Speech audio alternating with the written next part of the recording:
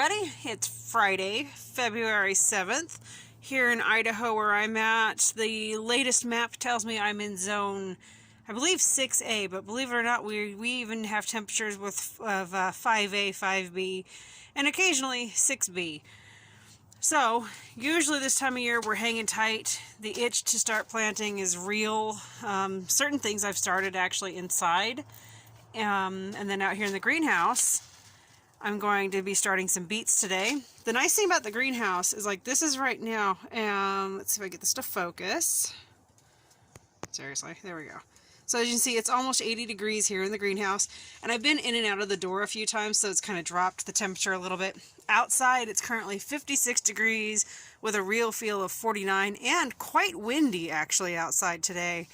We have a cold front that's moving through the area again. But that's not going to stop me from doing some planting. I'm going to get these beets going so that in 2 to 3 weeks I can actually get them out in a garden bed. And they being very cold hardy, this should be just fine. So I'm going to show you the process on how I'm going to start these beets. The beets I'm going to be growing today is called the Detroit Supreme. It's a beet that I picked up from D&B Supply, which is one of our local feed stores. And actually, look at that date on there. Do you see when I did that? 2016. That's funny. I have so many seeds hoarded, it's not even...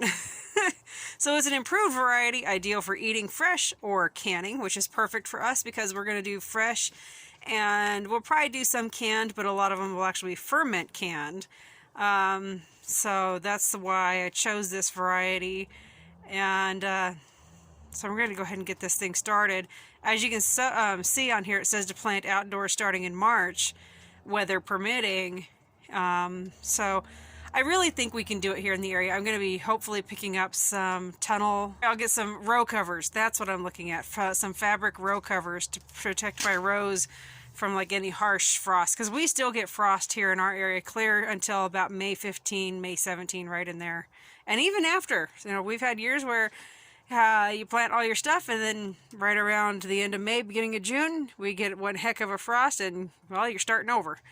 So, alright, I'm going to show you guys how I start these seeds. So the first thing I've done, taken my seed tray and filled it full of soil here, topped it off. Go through, kind of create a divot in each one of your pods.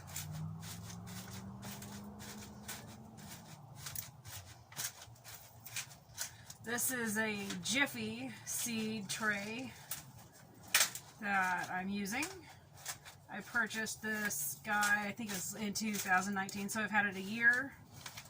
So now I've got my divots in there. I'm going to do something that is going to be like, okay, wait a minute, why didn't you do it first? But I'm going to sprinkle it with some water because it's dry, totally dry so far.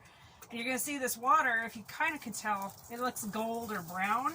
That's because it's not just water, it's actually 1 gallon of water with 2 tablespoons of molasses and 2 tablespoons of Epsom salt. So I'll let that soak in a second. My soil was extremely dry. Trying also not to let it overflow. I don't want to waste this onto the ground.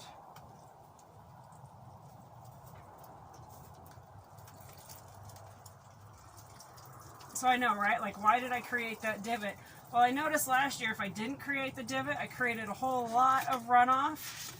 So by creating that little divot, it's encouraging those seed cells to grab onto that water as I'm pouring it.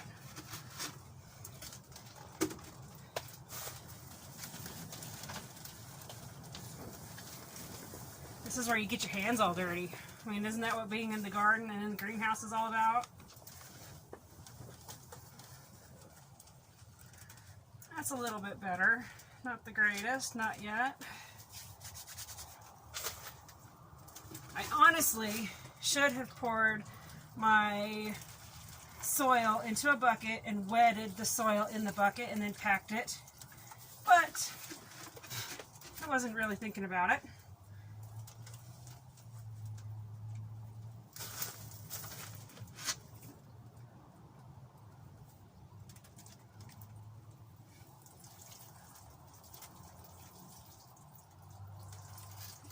Alright, it's starting to feel heavy. Whoopsies!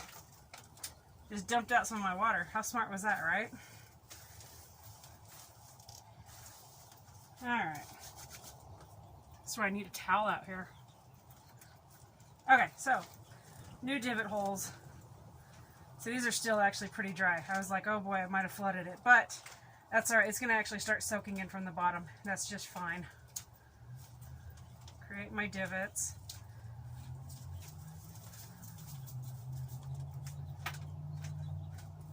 Does anybody have any favorite ways to prepare beets? I'm a sucker for pickled beets. I just love the flavor of pickled beets. I can't get enough of it. My husband's like, you're crazy. He likes beets just plain preserved. And I love them pickled. So, and then let's see. I think John, our youngest, is the one that likes them pickled, and Henry prefers them plain. I think is. And then when it comes to fermented, I'm the only big ferment fan in the family. Everybody else just puts up with it. So, okay. I don't know if you guys can see that. Hopefully I'm getting it on camera. The seeds. I'm actually, guess how many I'm putting in each one of these pods, and hopefully have enough. I'm going to be putting at least 3 beet seeds per pod.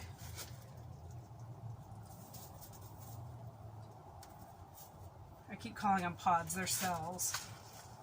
But anyway, 3 of these per cell. And did you know that a beet seed can actually split and create like 2?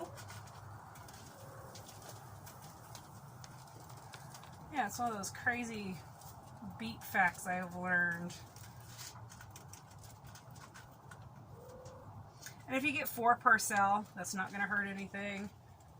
Try to remember where I'm at here.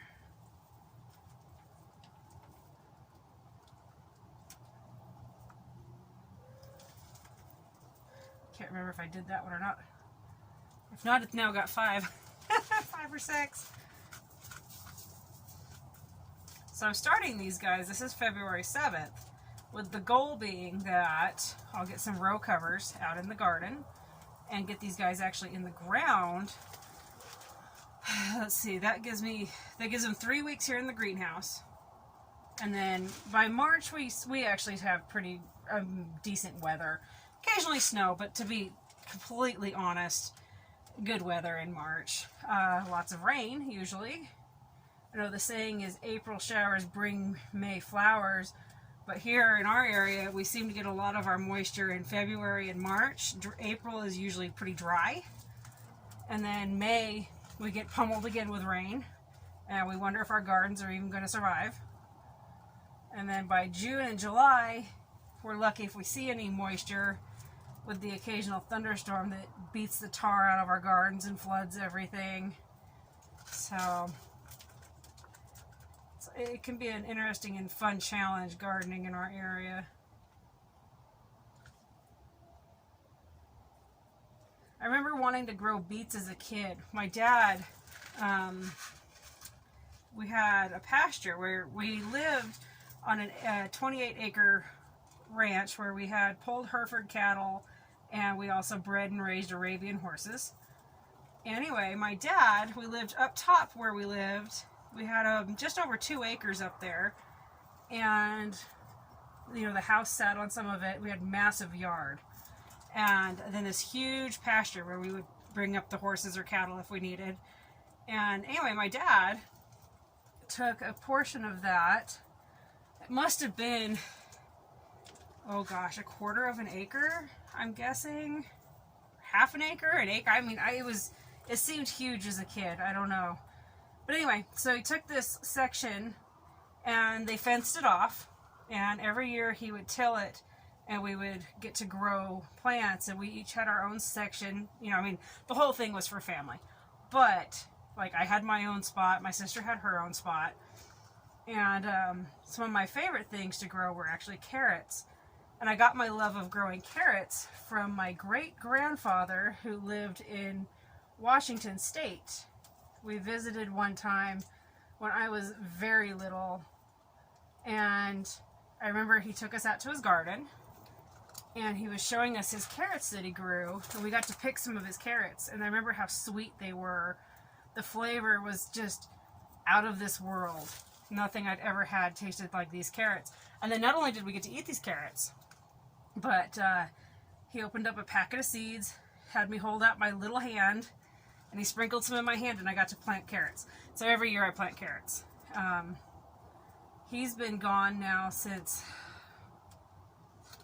I think 2004 is when he passed away. But every year I grow carrots, and it's kind of in honor of him. And then the beets here that I grow, my grandma Lori, she absolutely loved beets. Loved them. Pickled, plain, you name it, she loved beets. So every year I grow beets for her. She's not with us. She passed away in August of 2017. But she loved beets, and beets, she fought cancer, and one of the things beets are supposed to be known for is helping fight cancer. So I plant beets.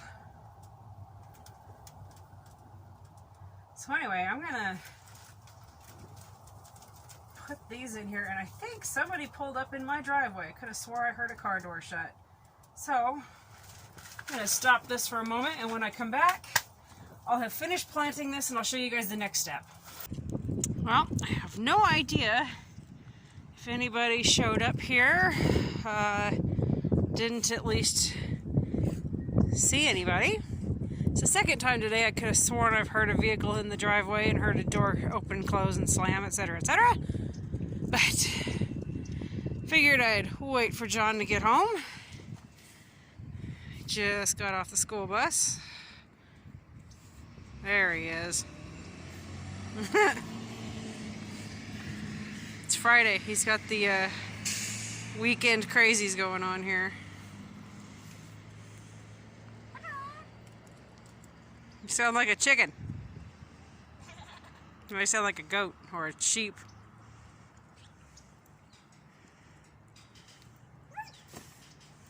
Did you have a good day at school? Somewhat. Somewhat. Very fun. It's a close-up of your face. My goodness. There we go. That's scary. Okay, so I just finished this tray.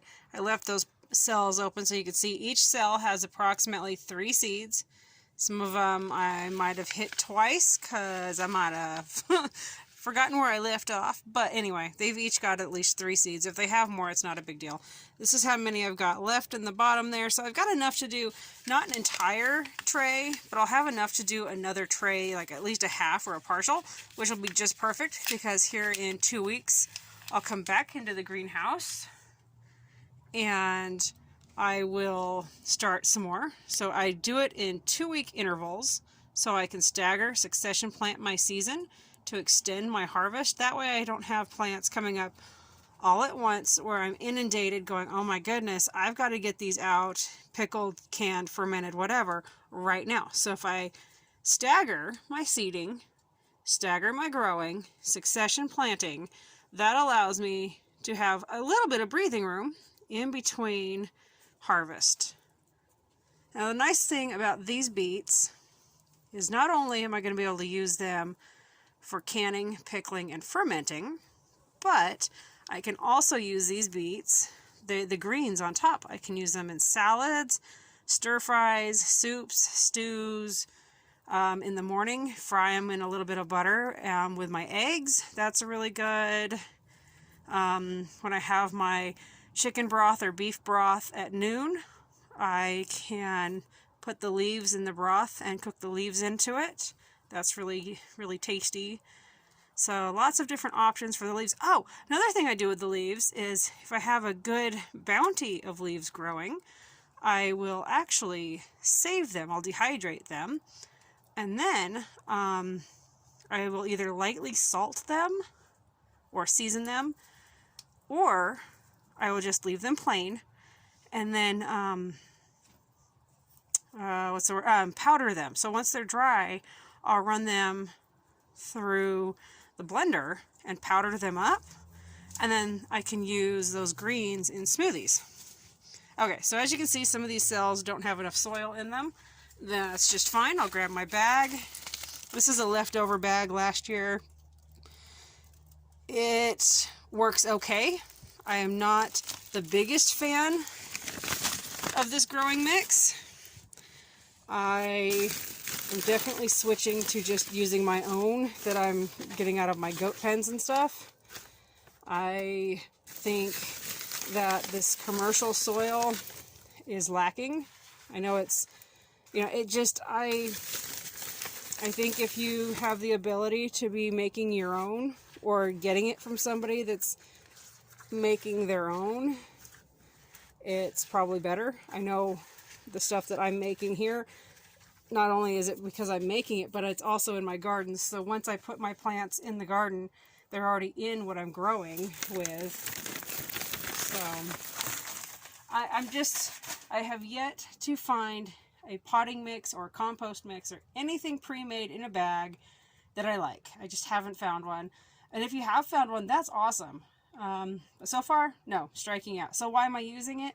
Well, because it's so wet outside and gross that I haven't had a chance to till up and separate any soil of my stuff that I would prefer to use. So right now that's just, it's an option, but it would have been one heck of a messy option. And I just wasn't quite interested in a massive mess. So I'm using up what I have, you know, use it up and then move from there. I'm hoping, we're supposed to have rain again tomorrow, of course, but I think we're going into slightly a dry spell. At least I got my fingers crossed, because then I can go till up the garden, or not the garden, I can take the rototiller into the goat pen and till up some more soil. And this time, instead of taking it directly to my garden beds, I need to bring a, what's the word? Like a garbage can is what I'm thinking I'm going to do, or a bin. Anyway, I'm going to bring one out here to the greenhouse area with a lid and just keep my compost in that, or my compost soil, so I can just scoop right out of that and use it when I need it. So, okay, there we go. I'm going to wet this a little bit more, make sure it's properly wetted. I've got a few cells that are a bit dry, and then this is just going to hang out. I'll put a topper on it to help hold in the moisture, and we'll keep an eye on it every day. We should see seedlings pop up in a decent amount of time.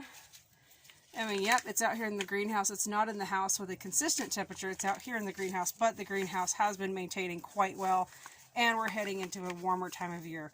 Let's see if it says here, germination 2 to 3 weeks in warm weather. But we could see germination honestly happening within the next 7 days, if not sooner. Just depends on the warmth I've got going on in here and how well these seeds are growing. These seeds were grown for the 2016 season, and here it is 2020, but there's nothing wrong with that. So I'll keep you guys updated on these beets, how they're growing, and then next step is in the garden.